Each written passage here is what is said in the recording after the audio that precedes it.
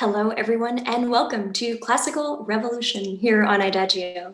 My name is Rachel Fenlon. I'm the host of the series here. And in my weekly series, I'm chatting with guests every week who are really inspiring me, who are pushing boundaries in classical music. People who are questioning the rules, breaking the rules, asking what the rules are and why, and people who I really perceive as visionaries in our classical music genre. And today is no exception. I'm really thrilled to have Canadian pianist and composer Stewart Goodyear on Classical Revolution today. Stewart has performed with the major orchestras of the world, including the New York Philharmonic, Chicago Symphony, the LA Philharmonic, the Cleveland Orchestra. He's performed with the Royal Albert Hall, with the BBC Proms, with the Toronto Symphony Orchestra, the Royal Liverpool Philharmonic, the LA Philharmonic. As an improviser and a composer as well, he's commissioned worldwide for his works and often performs his own solo repertoire.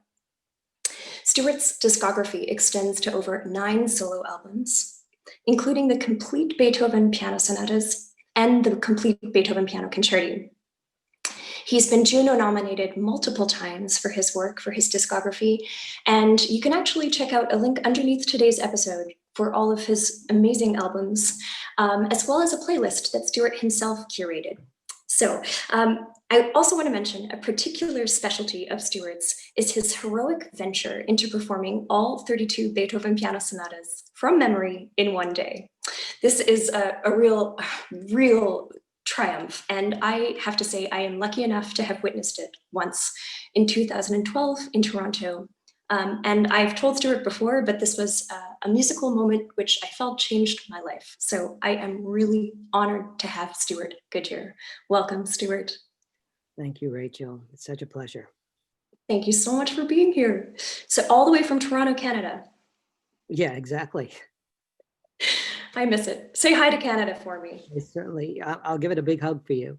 Thank you. Give her a big hug for you. Well, yeah. So Stewart, I love to begin with the question by asking, what was your introduction to music? Was there a particular musical moment that sort of sparked this lifelong passion for music? There were maybe 3 or 4 true stories for that question. 2 that began before I was born, and 2 that began right after. So the first musical experience, according to my mom, was when I first heard Stravinsky's Rite of Spring. I was 1 month before I was very impatient to come into the world. And she was telling me that during moments like the sacrificial dance, it felt like I was that I was dancing inside of her. So that's one answer. The second answer was right when I was born. I heard such different works of various composers. I didn't know that. I didn't know yet that they were from different periods. It just felt like a whole fantastic smorgasbord. And I was listening to works like The Rite of Spring, conducted by Zubin Mehta. That was the first ever recording I ever heard.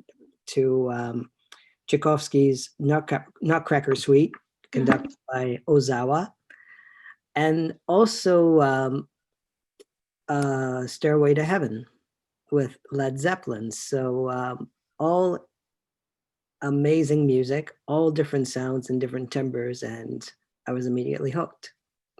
I didn't know yet that I wanted to be a musician. I did know that musician was my heartbeat and my breath, and that's what kept me alive even when I was starting to live. So the journey began, I guess, from there. And when did you discover the piano exactly? What was that first moment with that instrument like for you? Again, two stories. The first story was that my mother wanted to come up with creative ways of me learning the colors and the numbers. And so there was a colored keyboard with every key being a different color and of course a different number. And so when she would play nursery rhymes, she would play by the numbers, and instinctively I would just repeat what she was playing without knowing the colors and the numbers yet. So that was something that I needed to learn a little later on, but already I was learning how to play by ear. So that was my first ever keyboard, and Okay. I couldn't get enough. Anytime anyone had a keyboard or a piano or an electronic keyboard, I was always playing on it, and people could never keep me away. If when I fast forward to when I was around 4 or 5, if my mother, my dad died a month before I was born, so that's why I'm talking about my mother. It was always my mother and I when we were growing up. Um, if she was going to the Eaton Center in Toronto Mhm. or any place, or if there was a piano store right nearby, I was slowly collecting my audience. And by that time, I was listening to everything from Culture Club to Sting to Beethoven to Mozart. So I was taking requests, and because of my eclectic background already, I was picking up quite a good audience from various ages, and that's when I knew I wanted to be a concert pianist from that moment. Wow, that's quite a story. Well, quite stories, plural. Right. Amazing. And yeah, I mean, really, really amazing. Um, I kind of want to dive into the deep end and ask you this question about what our roles are as musicians in society. And I'm really curious where you fall on that, and if you feel like your idea of that has evolved over the years, and just generally what you think about that. Well, I know for me, what made me feel like the world is a beautiful place was because of music and the possibilities of people getting together, sharing moments together, and even if one is hearing the same piece of music, there are various experiences that each listener is coming from, Mhm. and no interpretation is wrong. And I feel like the role we have, if one can call it that, is, or just the love of communicating with people and sharing ourselves with one another, Yes. music, whether it's anything really. Yeah. Yeah. It's the kind of the purest answer to that in a way, because it's just sharing yourself and um, yeah, I love that. You strike me someone with your sort of huge, vast artistic experience and repertoire who goes very much outside of your comfort zone. And I'm wondering, first, do you feel like that's true? Um, Um, I'm still trying to figure out what my comfort zone is. I know for me, I am comfortable in any venue, whether or not it's a fireplace listening to Miles Davis, whether or not it's a underground rock venue listening to grunge, whether or not it's a concert hall listening to symphonies or opera. I get moved deeply by all kinds of music. Classical intrigued me more than any other music because I felt at that time, I still think so. And I'm biased, so listeners forgive me, but I really believe so. That classical is the freest music, and I felt like every emotion can be um, can be communicated, even the messiest. And that is also a part of humanity that I think when people come together, and even if it's the most vulnerable emotion one could feel, the fact that people are feeling it together is a strong statement of what we do. And so, listening to symphonies of Beethoven, symphonies of Tchaikovsky, those were the two composers whose symphonies I listened to. There was no limit to the track. I didn't know they were called movements yet. I listening to rock and rolls, tracks were limited to maybe 4 or 5 minutes, sometimes 7 in the case of stereo. Yes. But now I was listening to tracks, movements that were 20 minutes long, 24 minutes long.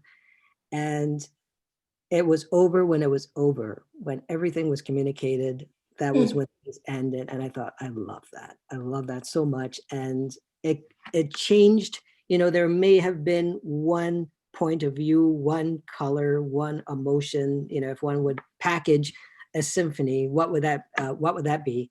And I also liked the fact that I didn't know until it was over. So it was like the first kind of, watching a movie, from the credits, what mood you're going to be into. There might, whether or not it's a comedy, a drama, a horror film, whatever, they establish that mood from the very beginning, usually. Symphonies, that doesn't have to be the rule. Yes. Or operas, and I just thought, wow, I just love that. I love that so much. So I thought, man, that's it. I'm taking the plunge. This is the music that I want to have a close affinity with. I'm gonna be a classical musician.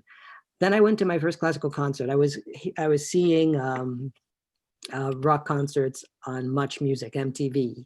Okay. And I was seeing these crowds go wild for bands, and they're amazing bands like Sting, like Michael Jackson, like Kiss. And I'm watching these bands, and wonderful music. I thought everything was packaged so nicely, for in these 4 tracks. I'm thinking to myself, yes, this is nice, and they're going well for that. I can't even imagine what the classical concerts are like. They must go absolutely crazy. This is nothing compared to what I experienced watching rock concerts on TV. Then I went to my first classical concert at Roy Thompson Hall.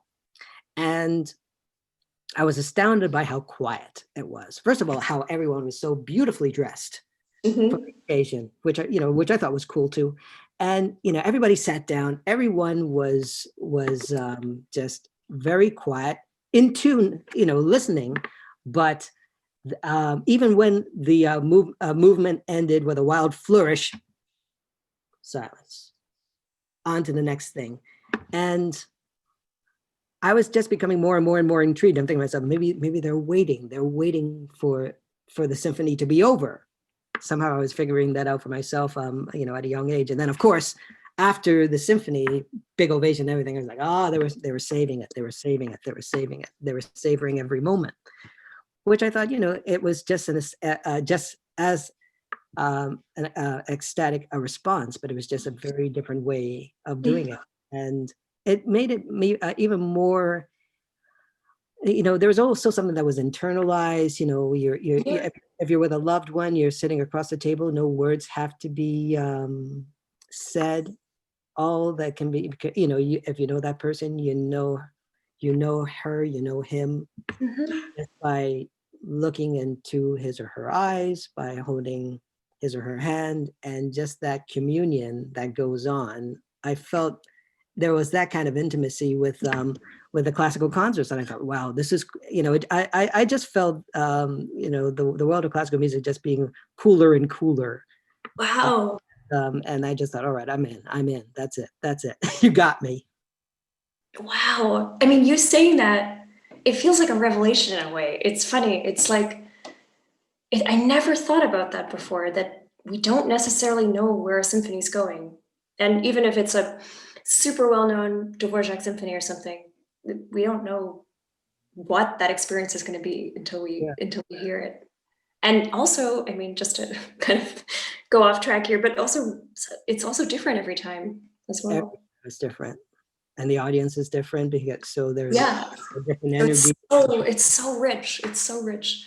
Yeah. And in that sense, I love what you said about it being so free. Yeah, that's really, really, really cool. What's so amazing about what you do in your work is that you're also a composer and an improviser. And I'm really intrigued by this. And I wanted to ask you about how how those two intersect for you. So I'm curious about when you feel you have to compose something and when you feel you have to improvise something and when you feel you have to perform. So what those different. Good questions. I started improvising. That was how I, when I was approaching the piano, I was always improvising. I was always playing by ear. And so I was doing that for around 3 years. And then I really wanted to get piano lessons. And that was a bit of a struggle. It's my life has been incredibly interesting, in which it was almost as if the fates were testing. It was like, how much do you want this? How much do you want to be a part of this? So my mother was with me all the way. There would be these experts that would come and said, Stuart is not ready yet. Stuart is not ready yet. Are you sure you want to get him into classical? And then to our first, to the first lessons, my music lessons were not on the piano, it was on the recorder and then on the violin. And finally, I had a piano teacher. The piano teacher I had taught me how to sight read.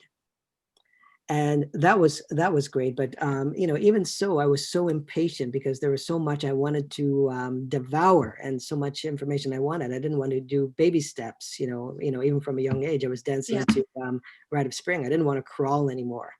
So the piano teacher who gave me a 1-page assignment. All right, do this 1 page, and then next week prepare it. I'm thinking to myself, I'm just going to play the whole piece. I'm just going to play the whole book, all of the pieces in that book. So that's how I presented myself to the next lesson. And she's like, great, next assignment. So I thought, all right, I'm really not being taught.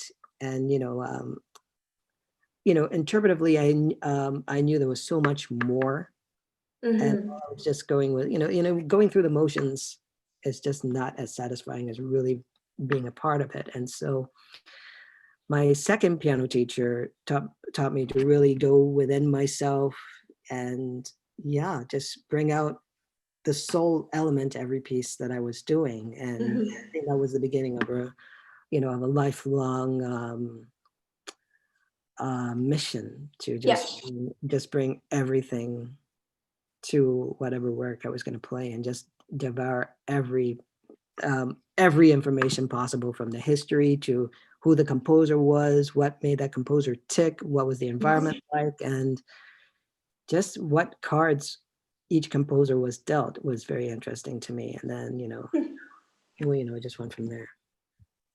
Oh, and so that's improvising. Composing. Yeah. So tell me about that and when you get the urge for composing. And I'm curious. I have the urge for composing every day. As soon as really, every day I'm putting down a sketch of something. Wow. But that hunger started when I was 8 years old. I attended a choir school in Toronto, and we were singing motets from various periods, from Palestrina to Victoria to Handel to Brahms, Bruckner, and we were singing all of these motets. And I thought, wow, I want to write my own motets. So the first pieces I wrote were motets, an Ave Maria, an Ave Verum, and it was a rush as a composer to hear my pieces performed. And so the choir sang it at Sunday Mass. I got a real rush out of that. And then from there, I wanted to write for orchestra, write for piano, and I didn't even think about carrying on to the tradition of composer, pianist, composer, interpreter. I just took it for granted that people were doing that, and I had no idea that the tradition stopped. I guess I was in my bubble. Maybe there was a naivety that I kept as insurance. I don't know, but I was really shocked that when I would hear these wonderful pianists from the 70s, 80s, and 90s, 60s, 50s, that somehow that tradition was not encouraged. Performers being not encouraged to compose, and being a raised Catholic schoolboy, always getting into trouble for speaking my mind and not following any rules that didn't make sense. I just, classical, I was thinking to myself, why was that such a rule that one can only be either an interpreter and a composer? And all my idols that I was listening to were people like Bernstein, people like Rachmaninoff, who interpreted other people's music. Copland, Stravinsky conducted his own stuff. I found out later he was a real fan of Tchaikovsky as well. So he was conducting his symphonies in performances. And I think to myself, why that barrier? Why that wall? Yeah. So I just, just trusted my gut and did my own thing. Amazing. Do you mostly compose with yourself as an interpreter in mind, or do you compose? Actually, when I compose, I try to get myself out of it. Okay, really? Yeah, it's I spent I think a lot of my compositions have been written for other people, other organizations, just chamber pieces. So I wrote piano. I'm laughing because the germ behind this piano sonata that I eventually recorded on my Kalaloo album. Yes. This was also my disobedient Catholic schoolboy coming out too, because I was now in Philadelphia. I went to a Quaker school. Well, I graduated from high school there. I was at Curtis, which was a beautiful, wonderful school, full of inspiration, full of amazing teachers. They did not encourage, going back and forth from performer and composer. And I thought, well, that is exactly what I'm going to do for my graduation recital. And because they can't do a thing about it in terms of what I'm going to program my own piece. Not only that, and this was ridiculous. I was absolutely stupid. I was the worst programmer ever. I have to say, Philadelphia, I love you. Thank you so much for coming to the concert anyways, because the program made absolutely no sense. It felt like, in retrospect, a program designed to scare people away. Late Beethoven Piano Sonata, followed by Prokofiev's Sixth Sonata, heavy duty, edition, my own piano sonata, which I'll tell you about in a second, and then Rachmaninoff Sonata number 2. I think to myself, you know what? I'm graduation. It was, I don't know how, I can't describe it in any other way except to say this was a yeah baby recital program. That's great. Again, I apologize to listeners for for the frat boy analogy, but yeah, it was like, yeah, I'm out of college. I'm just gonna give it my all, and that was my way of celebrating by doing late Beethoven. There you go. And, so my piano sonata was like a affectionate homage to my high school, in my Quaker high school, because the atmospheres of Curtis and Friend Select School could not be more different. There were I was never in any clique. I don't think my high school peers could figure me out, because there were friends from all cliques. I'm thinking to myself, I don't want to be a clique guy, and I don't want to limit myself to, if you're my friend and you're in another group, I'm still going to talk to you. So people call me a social butterfly. Stepped away from the caterpillar phase because I didn't want to crawl. And so all my friends were listening to all kinds of different music. So there was one friend was listening to Dr. Dre and Snoop Dogg. Another friend was listening to Nine Inch Nails. Another friend was listening to Smashing Pumpkins. And others were listening to Leonard and Lowe and Rodgers and Hammerstein. So, you had a whole, a whole ocean, of waves. And so I thought, this is way too cool. And again, I'm a classical musician, so it doesn't have to be only one thing. It could be many things. And with a symphony, you have absolutely no idea where it's going to go from one end to the other. So I thought, you know what? Beethoven sonatas didn't have any rules. It could have been 24 minutes long, 10 minutes long. Mozart, didn't have any rules. There was a formula, there was a sonata form, just like in storytelling, but he did it so differently and was inspired by music ranging from opera to Turkish bands to everything. So I thought, you know what? This is 1997. I'm going to pay homage to the music of the period. And so it's a piece that's heavily inspired by techno, by rock and roll, by R&B ballads. And the third movement is all about my first, one of my first experiences exploring New York and being around Times Square, where you're just beautifully bombarded by all kinds of different music, from Latin music to reggae, to rock and roll, to everything. It was a real suite within a movement. And then I had a lot of fun doing it. Plus, I wanted to make this the hardest piece any pianist has ever played, because I was a cocky teenager. Right. And it was a yeah baby recital program. So I thought, you know what, I'm just gonna this is designed to knock your socks off. Right. And I am proud of this work, but it's not a joy to practice. Okay. It is it's everything from flying octaves to flying arpeggios. It makes sense once I practice it very, very well. There is a sonata form, there's a ternary form, and there's a rondo at the end, but everything is just, it's one of the wildest pieces. Well, but the nice thing is, you can choose to program it or not now. Well, so. Yeah. Why have I not programmed it recently? Yeah, come on. I mean, it sounds like a perfect encore. Oh no. You just want people to leave so that they don't ask for anything else. No, I'm teasing you. But it was fun. And from that piano sonata, I wanted to just compose everything and just be inspired. I wrote art songs after I graduated from Curtis. I still would love to write an opera one day, because that is an art form that I have such huge respect for. And the journey is just going and going and going. Wonderful.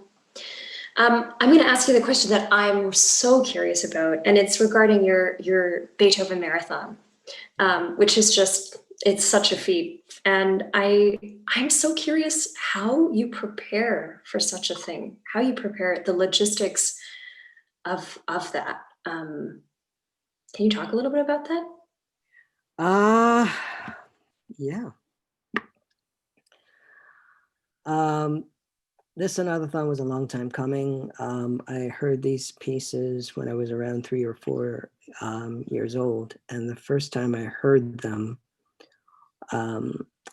my favorite and only pianist that I heard at the time was Vladimir Ashkenazy. The first LP I heard of piano music was Vladimir Ashkenazy doing Chopin's 4 ballads. And I still love that recording. And I wore it out over and over and over again. I love the sound of the piano.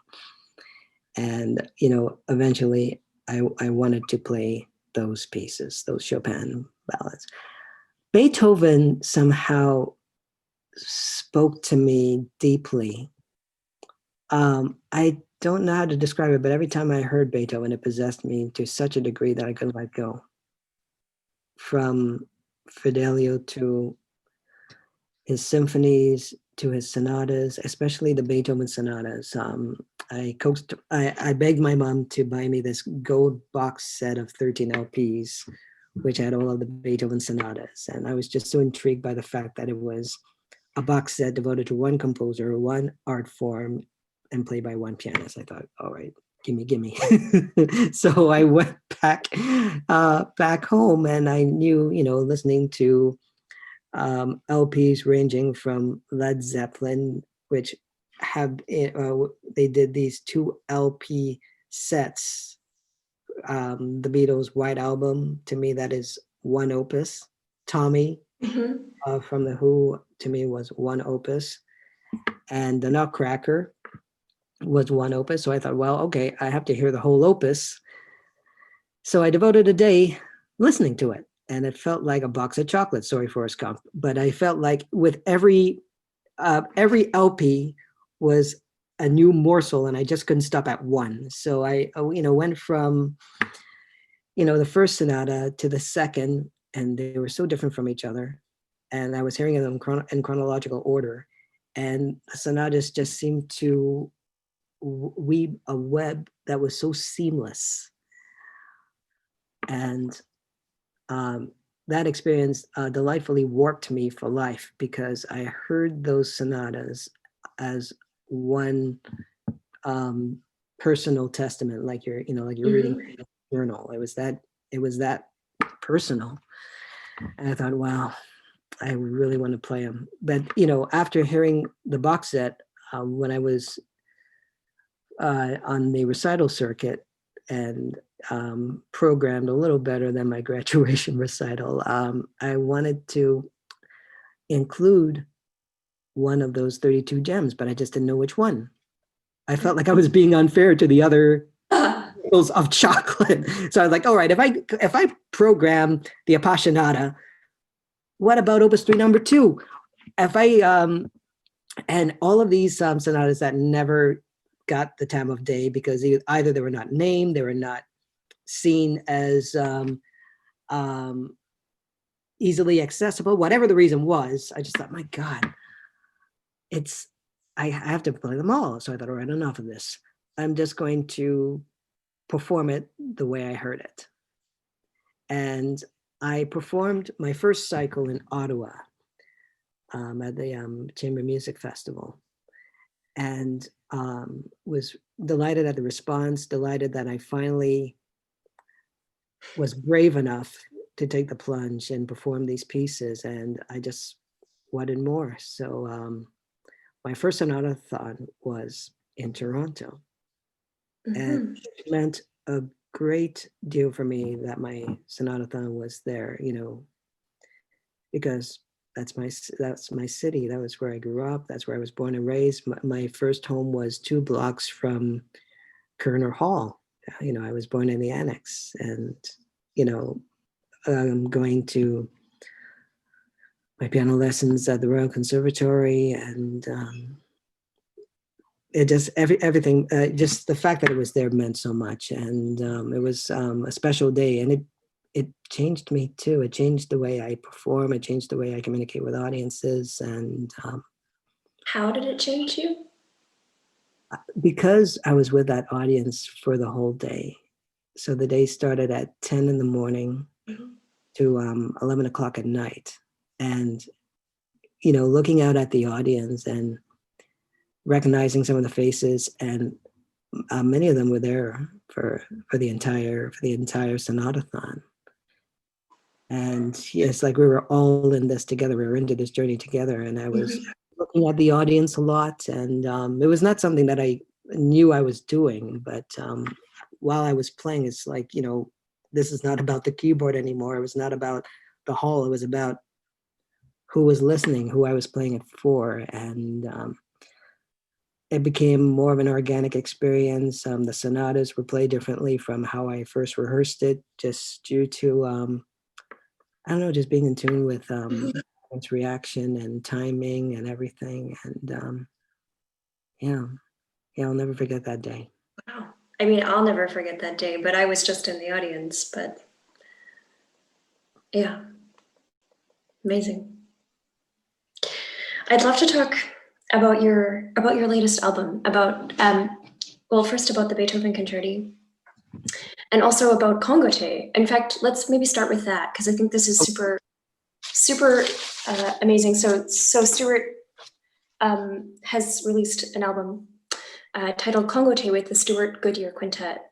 Maybe you can just tell us a little bit about that. It's really cool. It's cross-genre. It's full of lots of flavor. And yeah, I'd love to hear you talk about it. Thank you so much. Congote was a rock band / jazz / calypso arrangement of the second movement of my suite, Kalalu. And actually, when I was writing my suite, I I heard the trap set. I heard the steel band, and I was so grateful for the opportunity to explore that movement, which was called Mento, in the suite. But if I was going to put it into words, the first few, the first notes that you hear, bop bop bop bop bop ba da bop bop bop bop bop ba da. One day, Congote. One day, Congote. One day, Congote is a Trinidadian expression which means, well, it basically means karma.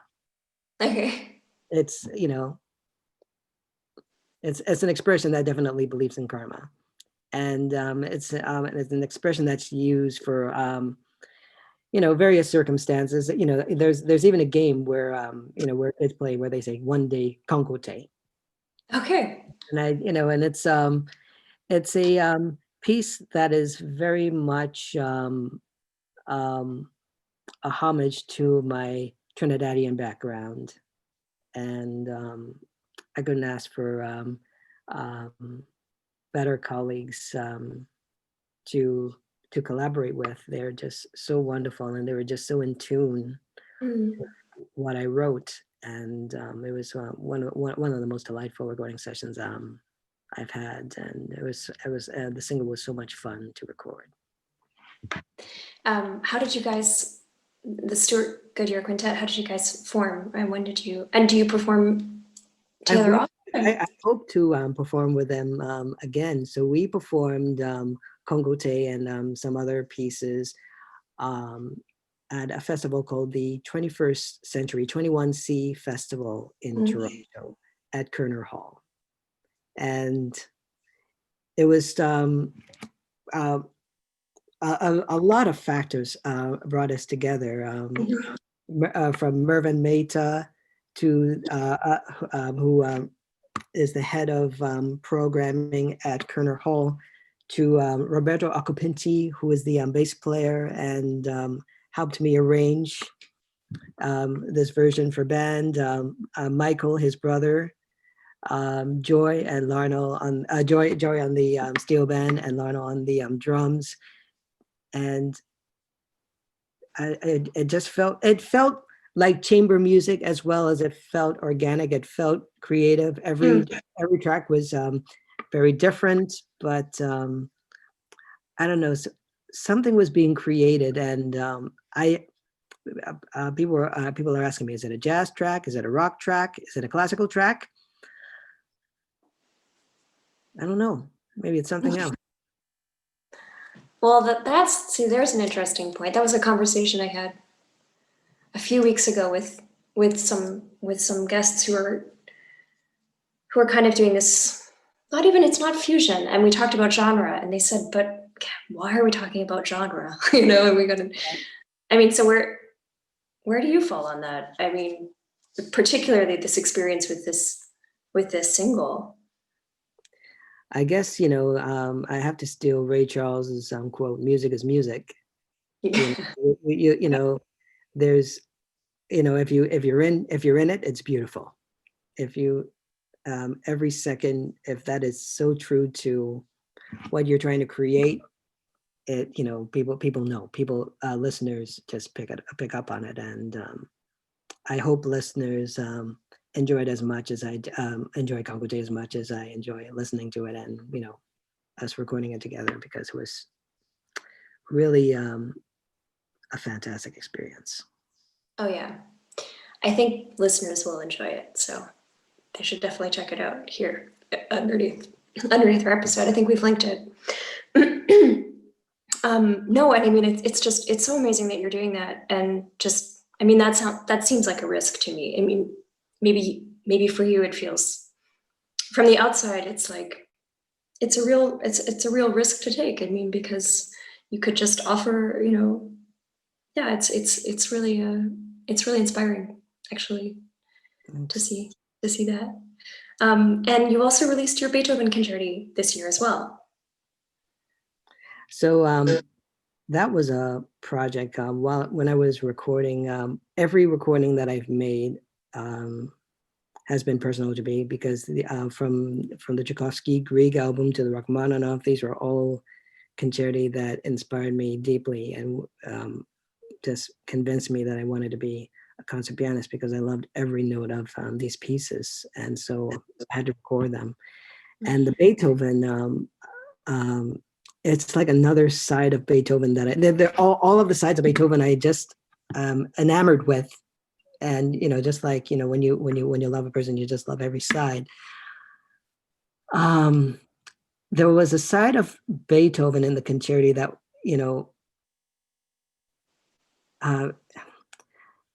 just how it's written, it just felt like this was Beethoven, the social person. He just loved being around people, loved working with people, and it was a work that really loved the listener and trusted the listener. And I started hearing those works. The sonatas I knew back and forth, backwards, forwards when I was a kid, but the concerti I didn't know until I started competing in piano competitions in Canada, and there would be contestants who would play a movement from the Beethoven concerto, and I thought, man, I need to hear the whole thing because this is amazing. So I learned them when I was a teenager, and every time I have an opportunity to perform any of those concertos, it's ecstasy for me. So yeah, so again, a wonderful meeting of the minds, great collaborators, Andrew Constantine, BBC Now, National Orchestra of Wales, and it just felt like a great collaboration. The engineer, we went out later for pizza afterwards. It was just, it was a real celebratory feeling, and yeah, every second was gold for me. Amazing. Being around all these guys, and yeah, that was a fun project. Well, congratulations. It's such a triumph, really. And of course, we all want to ask now, like, what's the next project? But we'll be patient and wait. Whoa, we'll see. Yeah. Like, which composer next? No. So, I mean, we're kind of sort of almost out of time, but I want to make sure I want to ask you two questions. First, I want to ask you the question about the particular time we're in right now, the Corona kind of fermata pause time.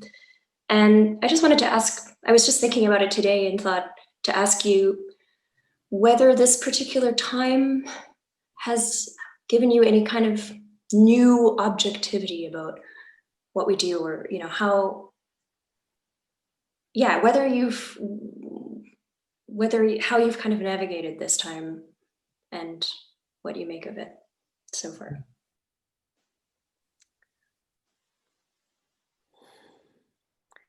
I think, I'm hoping that this is an opportunity for people to think about one another, to think about what's important, to think about what's valuable. And I just hope we come out of this as better human beings, enlightened human beings. I could definitely say one day Congote for some of the things that are going on in the world right now. I guess it's something that goes beyond pandemics. If people could only take the time to really think about others and always bring that to mind. I think that's going to be that's healing right there, and patience and optimism, hope. And I do believe in faith too, whatever one's belief is. There is something about faith that does bring people together. So yeah, just I'm trying to come up with a line that's not too corny, but yeah, hang in there. No, that's exactly. I mean, that's so beautifully put. And in fact, I don't even need to ask you the last question because you answered it. So, which was, the apropos the title of the show, how can music be revolutionary?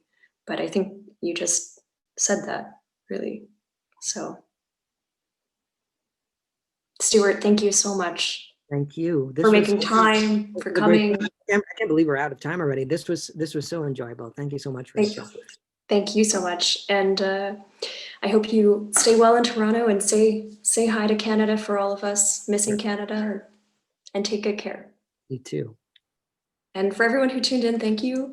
And make sure you check out Stuart's beautiful playlist, which is linked on the IDAGIO site underneath this episode, as well as his discography. And I'll see you next Wednesday.